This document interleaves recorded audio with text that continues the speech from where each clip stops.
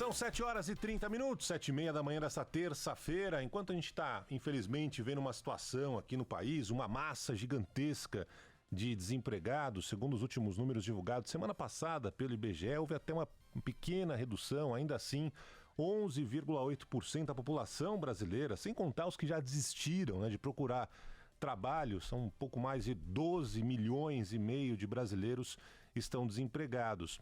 A política que vem sendo adotada pelo atual governo continua sendo de reduzir o orçamento no Ministério da Educação. Ontem foi anunciado um novo corte, dessa vez de mais de 5.600 bolsas de mestrado, doutorado e pós-doutorado a partir desse mês aqui no país. É o terceiro corte na educação do ano, um total de 11 mil bolsas que deixarão de ser oferecidas. Mas a situação ainda é mais grave se você pegar, por exemplo, 84 mil bolsistas do CNPq, que é o Conselho Nacional de Desenvolvimento Científico e Tecnológico. Só tem garantido pagamento de agosto, este mês agora de setembro ainda não tem verba garantida. E muitos podem perguntar, mas qual é a relação que há na situação que o Brasil está enfrentando, do desemprego no país e esse corte no Ministério da Educação, já que é a área de pós-graduação?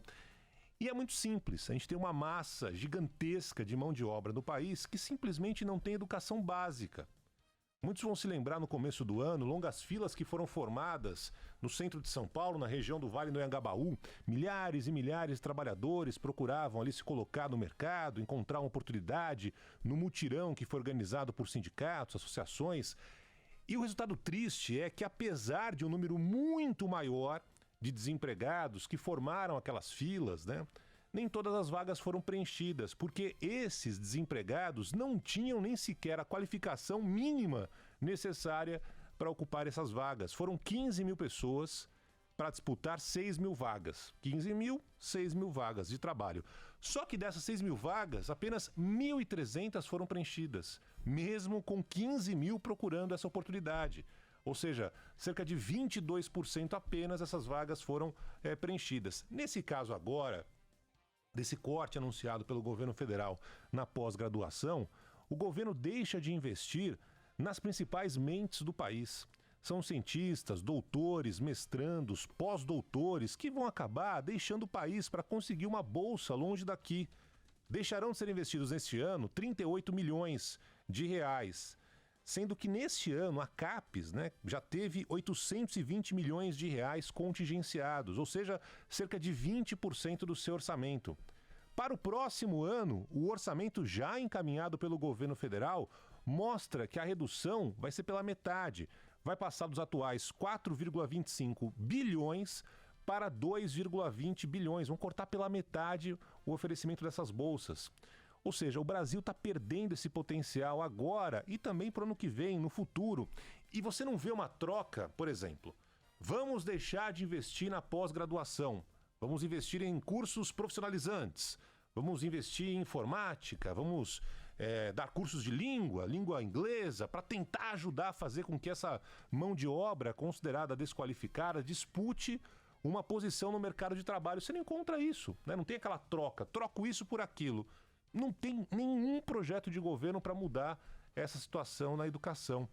Se hoje já não tem no presente uma massa qualificada de mão de obra, está se jogando fora o futuro com esse corte das bolsas de pós-graduação.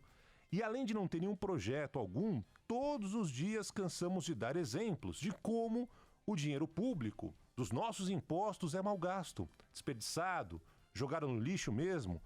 O governo está avaliando, por exemplo, uma possibilidade de utilizar o sistema S, o SESC, Senai, SESI, para pagar as bolsas de pesquisas, numa parceria que poderá ser feita com a Confederação Nacional da Indústria, mas até agora nada foi fechado. Ontem eu estava lendo uma entrevista no UOL do neurocientista brasileiro, Miguel Nicoleles. Muita gente vai lembrar, no início da Copa do Mundo, que entrou ali uma pessoa que tem dificuldade de locomoção, e deu o chute inicial na Copa do Mundo aqui no Brasil, obra do Nicoleles, o palmeirense Nicoleles, um dos principais nomes da ciência do mundo, que lidera inclusive uma pesquisa ali na Universidade de Duke, nos Estados Unidos.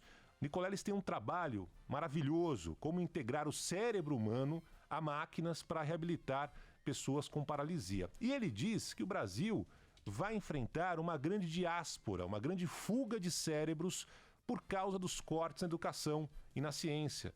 Diz que as pessoas não têm ideia do impacto que isso terá nas próximas décadas. Ele conta ainda que o Brasil teve um crescimento da produção científica entre 2003 e 2012, com o país ficando em 12º lugar em número de publicações científicas. Na chamada medicina tropical, né, a medicina onde nós estamos aqui, o Brasil é responsável por 20 a 25% total de publicações do mundo, ou seja, é levado a sério. A gravidade da situação é ainda maior quando se vê que na proposta orçamentária do ano que vem, a proposta para a área da educação, de pós-graduação, está sendo cortada pela metade. Mas o tal fundo eleitoral vai ter a verba dobrada. Aí você fala assim, qual é a prioridade? É cortar dinheiro da educação, dar mais dinheiro para uma casta, para campanhas que não interessam ao país e que garantem o futuro de uma nação? Hoje, de novo, os jornais trazem nessa tentativa, mais uma vez, de aumentar o tal do fundo eleitoral. Essa é a preocupação da classe política. E aí dá para divagar por tantas áreas, né, onde se vê, se acompanha um absurdo de gastos do dinheiro público, que vai desde aquele acordo absurdo que a gente falava ontem, né, de senadores, esconder os gastos da tal cota parlamentar, passando por licitação para comprar lagosta, camarão, bebidas importadas, como a gente viu no começo do ano no Supremo Tribunal Federal, até sem viagem sem sentido do que pode ser um dia embaixador do Brasil em Washington, com gasto do dinheiro público, também ali com paeja, camarão, aliás, como gostam de camarão, né? Bom, enquanto essa gastança do Estado brasileiro prosseguir, ignorando a gigantesca massa de desempregados, castigando bem o setor da educação com esses cortes sucessivos, as chances de uma mudança desse triste cenário serão cada vez menores. E aí, para finalizar, eu trago o exemplo do que aconteceu na Nigéria. A gente estava olhando aqui no mapa, né? A Nigéria fica na porção da África Ocidental. O que aconteceu na Nigéria? Na Nigéria, a sociedade civil se mobilizou. E por que a sociedade se mobilizou? Porque os senadores na Nigéria estavam interessados em trocar a frota de carros deles. Carros oficiais, coisa que a gente vê todos os anos por aqui. Muito bem. A sociedade civil se mobilizou, alguns sindicatos, algumas entidades, e foram para o parlamento bater o pé. Falaram assim, não vão trocar essa frota de carros. Teve ali um abaixo-assinado, mais de 6.700 assinaturas. Qual era a ideia? A ideia era trocar os carros dos senadores, dos 109 senadores, comprando carros de luxo, num país pobre como a Nigéria. O custo dia disso seria 5 bilhões 550 naira, que é a moeda local. Se você converter, daria algo em torno de 15 milhões de dólares. E era isso que o Senado nigeriano queria fazer. Muito bem. A população foi lá, se mobilizou, entidades, grupos, sociedades, sindicatos foram para cima, bateram boca ali com os senadores. Estava ali na lei, né? Estava ali na lei. Poderiam aumentar, comprar esses carros todos novinhos em folha. E aí o que eles fizeram? Recuaram. Deram para trás, não vão adiante, não vão seguir com esse dinheiro que estava ali separado justamente para comprar esses carros novinhos. A população foi lá, se mobilizou, bateu boca, discutiu, o presidente recuou, proibiu. Esse exemplo da Nigéria, já que muitos parlamentares, né, viajam ali para os Estados Unidos, para a Europa, né, e tudo mais, tá aí um exemplo da Nigéria que poderia de alguma forma ser utilizado aqui no Brasil, enquanto a gente acompanha esses cortes sucessivos na educação. Aliás, daqui a pouco a gente vai falar mais sobre outros assuntos aqui envolvendo gastos que poderiam ser evitados pelo governo brasileiro. Vamos em frente.